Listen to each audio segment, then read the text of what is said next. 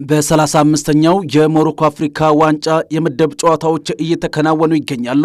ትናንት ከመሻሽ ጀምሮ ምሽትም ጠንከር ያሉ ፉክክር የታየባቸው መርሃ ግብሮች ሲደረጉ በምድብ 5 የመጀመሪያ ዙር ጨዋታ ቡርኪና ፋሶ ኢኳቶሪያል ጊኒን በማሸነፍ ጣፋጭ ድልን አስመዝግባለች። በዚህ ጨዋታ አስገራሚ ፉክክር የታየበት በጨዋታው መጨረሻ ደቂቃ ድራማ የታየበት መርሃ ግብርም ነበርም። ቡርኪና ፋሶ በኢኳቶሪያል ጊኒ እስከ 85ኛው ደቂቃ ድረስ ማርቪን ባስቆጠራት ብቸኛ ግብ ኢኳቶሪያል ጊኒ 1-0 እየመራች ቆይታለች። 50ኛው ደቂቃ ላይ ባሲሎኒ ዶንግ ቀይ ካርድ የተመለከተ ቢሆንም ኑሜሪካል አድቫንቴጁን ቡርኪና ፋሶ በጨዋታው መጀመሪያ ደቂቃ ተጠቀማለች ተብሎ ሲጠበቅ ያንን ሳታደርግም ቆይታ በጨዋታው መጨረሻ ደቂቃ ላይ ይህንን ማከናወንም ችላለች። ኢኳቶሪያል ጊኒ በማርቪን አማካኝነት 85ኛው ደቂቃ ጎል ብታስቆጥርም 90+5 ላይ ጆርጅ ሚን ኦኑንጉ ለቡርኪና ፋሶ ያቻነቱን ጎል ሲያስቆጥር 90+8 ላይ ኤድሞንድ ታፕሶባ የ2-1 መሪ ያደረጋቸውን ጎል ለቡርኪና ፋሶ አስቆጥሮ ቡርኪና ፋሶ 2-1 በሆነ ውጤት ማሸነፍም ችላለች። የመጀመሪያው ቀይ ካርድ ሆኖ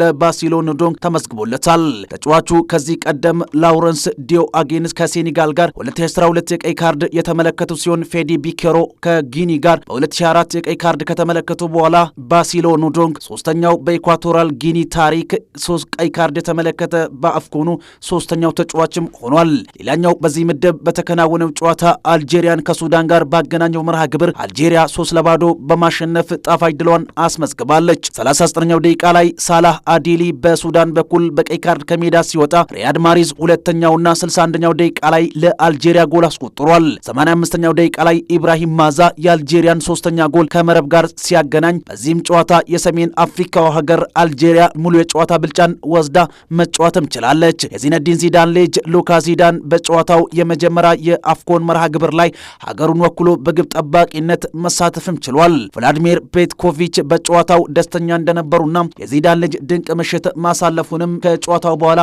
በሰጡት ጋዜጣዊ መግለጫ ላይ ተናግሯል። ትላንት ሪያድ ማሪዝ ጎል ማስቆጠሩን ተከትሎ የጨዋታው ኮከብ ተጫዋች ተብሎ ሲመረጥ በአፍሪካ ዋንጫው 8ኛው ጎል ሆኖ ሲመዘገብለት የአልጄሪያ የምንጊዜም የአፍኮን ከፍተኛ ጎል አስቆጣሪ ሆኖም ታሪክ ሰርቷል። ከዚህ ቀደም 2015 ከሴኔጋል ጋር፣ 2017 ከዚምባብዌና ከኬንያ ከጊኒና ከሱዳን 2019 2005 ላይ ትላንት ከሱዳን ጋር ጎል አስቆጥሮ በአፍሪካ ዋንጫ መድረክ 8ኛ ጎል ሆኖ ተመዝግቦለታል። ከዚህ በተጨማሪም ሪያድ ማሪዝ በ34 ዓመቱ ከ306 ቀን በዕድሜ ትልቁ በአፍሪካ ዋንጫው ጎል አስቆጠረ ተጫዋች ሲሆን ከዚህ ቀደም 1998 ቱኒዚያዊው ዚያድ ቴልማካኒ በ34 ዓመቱ 282 ቀኑ ጎል አስቆጥሮ ታሪክ የሰራበትን ሪከርድ ተቀብሎታል። ከጨዋታው በኋላ ሪያድ ማሪዝ በድል መጀመራችን እጅግ አስደሳች ነው፣ በቀሪ 2 ጨዋታዎች አቅማችንን ማሳደግ አለብን ሲል አስተያየቱን ሰጥቷል።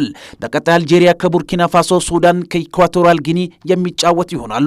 በምድብ 6 ሌላው ምሽት ሲጠበቅ የነበረው የኮትዲቫርና የሞዛምቢክ ጨዋታ በማራካሽ ስቴዲየም ሲደረግ ኮትዲቫር አማድ ዲያሎ ባስቆጠራት ብቸኛ ግብ 1-0 ማሸነፍም ችላለች። በጨዋታው ተመጣጣኝ ፉክክር የታየበት ሲሆን ኮትዲቫር በጨዋታው 1-0 በሆነ ጠባብ ውጤት አሸንፋ ጅማሮውን አድርጋለች። ከዚህ በተጨማሪም ካሜሩን ከጋቦን ያደረጉት የምሽት 5 ሰዓቱ ጨዋታ 1-0 በሆነ ጠባብ ውጤት ሲጠናቀቅ ኢታግ ኢዮንግ 6ኛው ደቂቃ ላይ ብራያን ኢምቦሞ አቀብሎት ኳስና መረብን ማገናኘትም ችሏል። ካሜሩን ከጋቦን ያደረጉት ጨዋታ ተመጣጣኝ ፉክክር የታየበት ሲሆን ካሜሩን 1-0 ማሸነፍም ችላለች። በጨዋታው የማንቸስተር ዩናይትዱ ብራያን ኢምቦሞ ኮከብ ተብሎም ተመርጧል። በቀጣይ ካሜሩን ከኮትዲቫር ጋር በዕለተ እሁድ የሚያደርጉት ጨዋታ ሲጠበቅ ጋቦን ከሞዛምቢክ የሚያደርጉት የምድቡም ጨዋታ ነው። የአፍሪካ ዋንጫው የምድብ ጨዋታዎች ቀጥለው ሲካሄዱ በዕለተ አርብ አንጎላ ከዚምባብዌ፣ ግብጽ ከደቡብ አፍሪካ፣ ዛምቢያ ከኮሞሮስ፣ ሞሮኮ ከማሊ በሚያደርጉት ጨዋታ ቀጥሎ ይካሄዳል።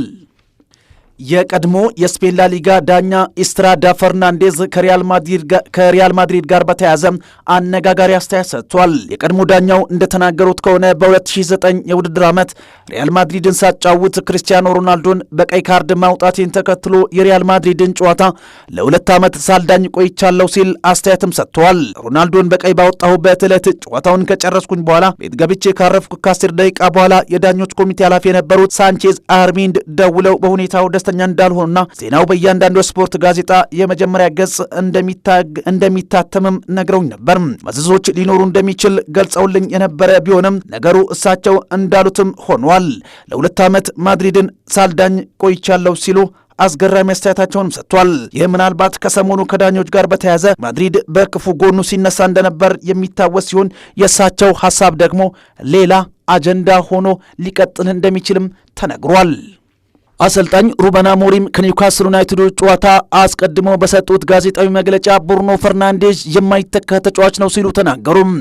የኮቢ ማይኖና የብሩኖ ፈርናንዴዝ በኒውካስል ጨዋታ ውጪ መሆናቸውን የተናገሩት ሩበን አሞሪም ለዚህ መፍትሄ አለኝ ሲሉ ሐሳብም ሰጥቷል። በእርግጥ ብሩኖ ፈርናንዴዝን መተካት እንደማንችል ሁላችንም እናውቃለን፣ ግን ሌሎች ተጫዋቾች እድል ያገኛሉ፣ ያንንም በደንብ ይጠቀማሉ ብዬ አስባለሁ ሲሉ አሰልጣኙ ሐሳባቸውን ሰጥቷል። ብሩኖ ፈርናንዴዝ ቦታም ጃክ ፍሌቸርን ለመጠቀም ማሰባቸው የተገለጸ ሲሆን በአንድ ተጫዋች ብቻ ጥገኛ መሆን የለብንም የሚል ጠንከር ያለ አስተያየትም ሰጥቷል። ከዚህ በተጨማሪም ማቲያስ ዲሊትና ሃሪ ማጓየር ለጨዋታው እንደማይደርሱ የተነገረ ሲሆን ኮቢ ማይኖ ከብሩኖ ፈርናንዴዝ ቀድሞ ወደ ሜዳ እንደሚመለስም ፍንጭ ሰጥቷል።